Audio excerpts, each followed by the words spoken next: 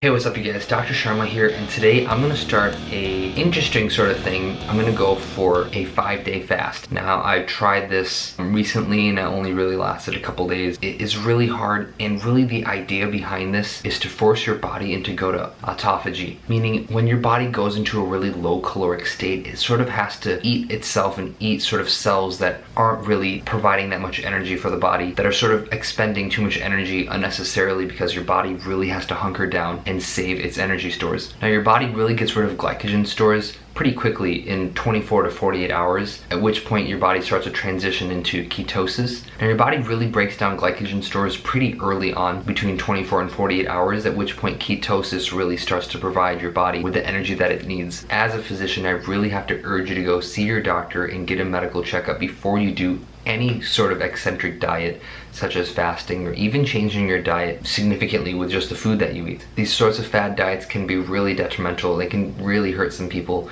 who have health conditions and pathologies that really don't render them very well to doing these extreme diets. The next idea behind this, besides just autophagy, is that these states of fasting, such as intermittent fasting or fasting for a day each week or several days in a month, is supposed to improve your LDL cholesterol levels as well as your fasting glucose levels. It really is just giving your body a chance to go into survival mode and start to eat itself away at things that it doesn't really necessarily need. Interestingly, your body will of course go after glycogen first and then start breaking down fat. In the starvation process, your body will also break down muscle. So I currently weigh about 165 pounds.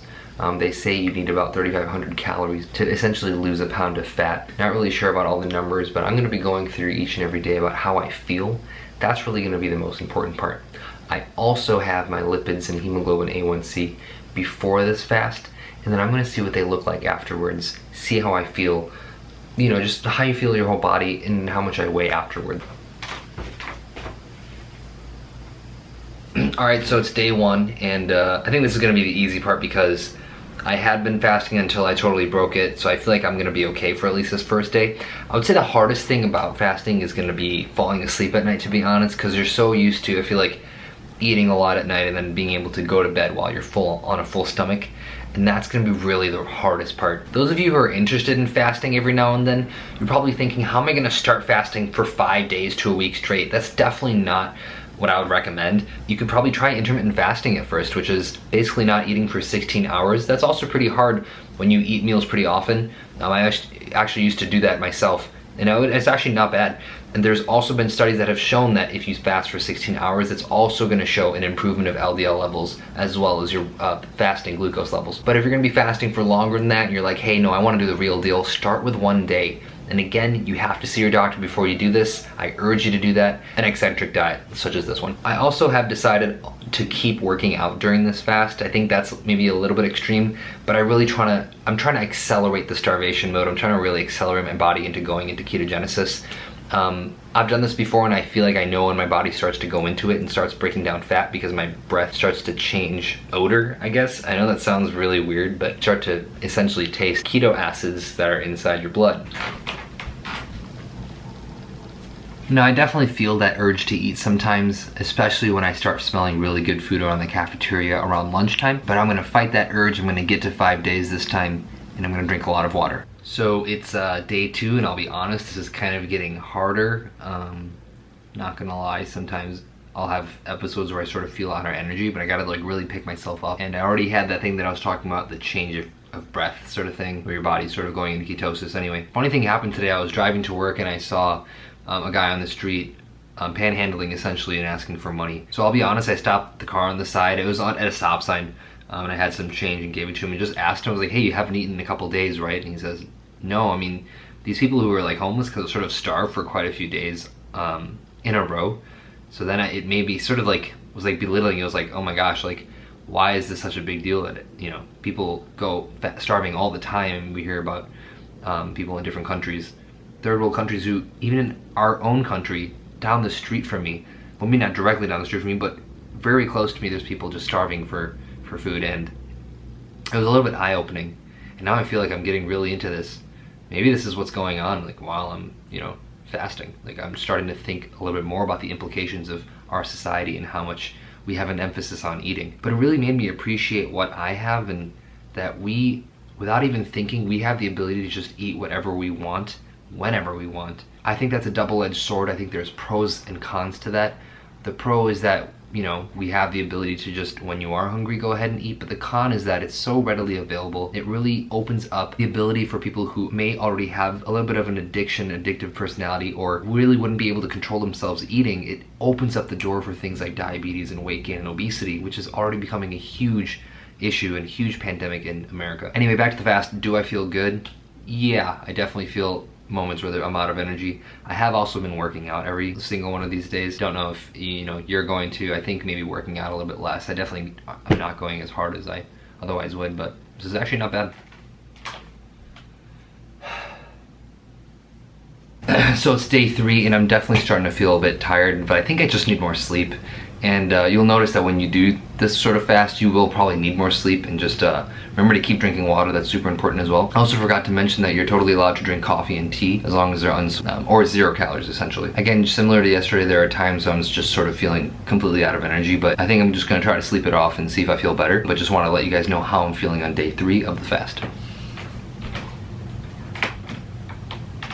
All right, you guys, I'm on day 4 of the fast, and around last night to today, I was actually feeling a little bit dizzy, and I didn't think of, low sodium and electrolyte imbalances that could occur with just drinking water, and so I started drinking some coffee, which, again, coffee and tea you can have. Black coffee without any additives is super low in calories, so it also has some sodium in it as well, and I started feeling a lot better. I was able to really get through work. In terms of how I'm overall feeling, I went for a walk last night as well, and I definitely felt really jittery. I think when your body starts fasting, your body releases norepinephrine and epinephrine, as well as growth hormone, to try to get yourself engaged and really wake up in order to go out and hunt and gather. I also find it more difficult to sleep at night because I'm just so awake and alert. That was really the hard part, is being able to go to sleep at night without having eaten anything during the day. But one more day of the fast, and then I'm going to be doing fasting lipid and hemoglobin A1C and CBC, just checking all my labs and seeing what they compared to before I started the fast.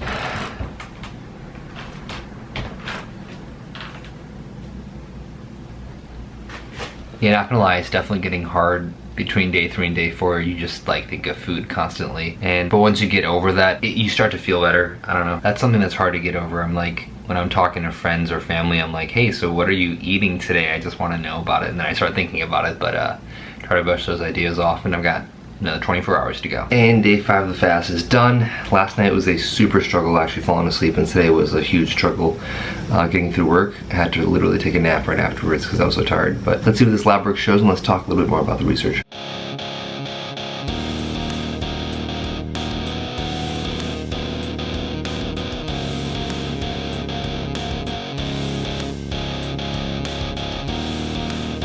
So there you have it, a 5-day fast that I have to say was very difficult towards the end. In fact, there were times in there where I was just contemplating so many different things and contemplating the implications of my actions, such as eating. And honestly, if you go through something like this, and again, you have to talk to your doctor and make sure that you're healthy enough to do something like this, you're gonna have a range of emotions that you're feeling because your body's just not used to fasting. Now, I checked my lab work afterwards, and unfortunately, there's some good and bad news. The good news is that my HDL actually went up from 55 to 62, and my hemoglobin A1C, which was actually a little bit higher than I would have expected for someone who is otherwise healthy and not really eating that many sugars. The hemoglobin A1C was 5.6%, and it came down to 5.5. Now, I know that's not really that big of a jump, but again, it was 5 days, and hemoglobin A1C typically takes about 120 days to change. My LDL cholesterol before this was 98, which I thought was high, and it went up to 120. Now, I have a few theories behind this. I didn't check my cholesterol level right before this fast. I had checked it a couple months prior, and it was just using an old result. Therefore, my cholesterol levels may have changed before the fast and may have been on a downtrend. But then again, I can't say this for certain. In addition to that, I have extremely bad genetics, and my father actually underwent a cabbage surgery at the age of 55. And if you ever talk to your doctor, or those of you in medicine know, that is actually a very young age to have heart disease and a very young age to have to require a coronary artery bypass surgery. Therefore, even though I am only 28,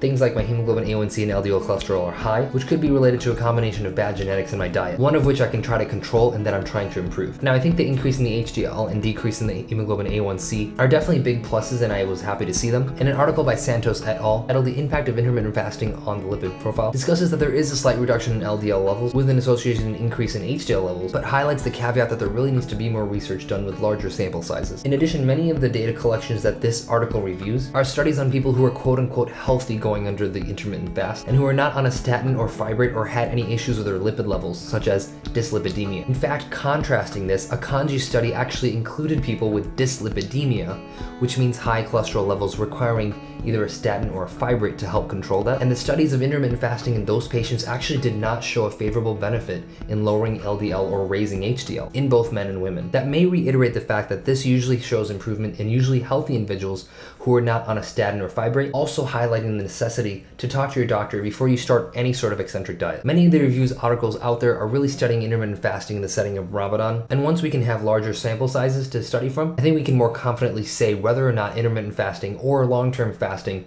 kind of like the water fast that I did, would actually show better benefits of LDL and HDL cholesterol level. For me, I think it was a mixed bag. As always, please like and subscribe for more videos. Comment or compliment below. As always, good luck.